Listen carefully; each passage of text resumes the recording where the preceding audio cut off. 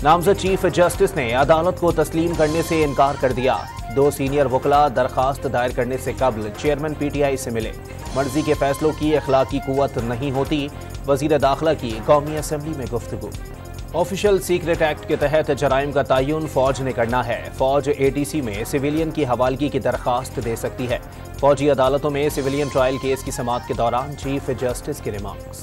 पंजाब हुकूमत ने 9 मई के वाकयात में मुलव्विस ज़ेर हिरासत मुल्जिमान का डेटा सुप्रीम कोर्ट में जमा करा दिया। ज़ेर हिरासत नाबालिग बच्चों, सहाफ़ियों और वकला का डेटा शामिल नहीं। टाइटन का अंजाम भी टाइटैनिक की तरह हो गया। 2 पाकिस्तानियों समेत 5 मुसाफिरों को मुर्दा करार दे दिया गया। हुकूमत पाकिस्तान का दाऊद फैमिली से शहजादा दाऊद और सुलेमान दाऊद की मौत पर इजहार ताज़ियत। यूनान कश्ती हादसे में 350 पाकिस्तानी सवार थे। 82 की मैयतें वसूल कर लीं। 281 खानदानों ने राबता किया। वजीर दाखिला का कौमी असम्बली में इजहार ख्याल। यूनान कश्ती हादसे में वजीराबाद के 6 नौजवानों की मरने की तस्दीक। कायबाना नमाज जनाजा में पूरा इलाका उमड़ आया।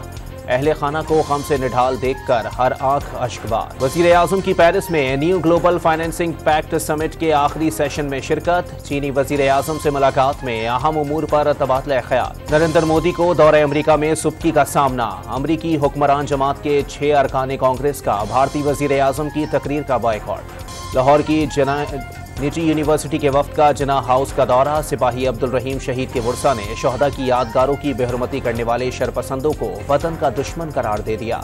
सिंध में 6 इंतहाई मतलूब और खतरनाक मुल्जिमान के सरों की कीमत मुकर्रर। काशिफ अबड़ो उर्फ अनवर अली की गिरफ्तारी पर 60 लाख रुपए का इनाम।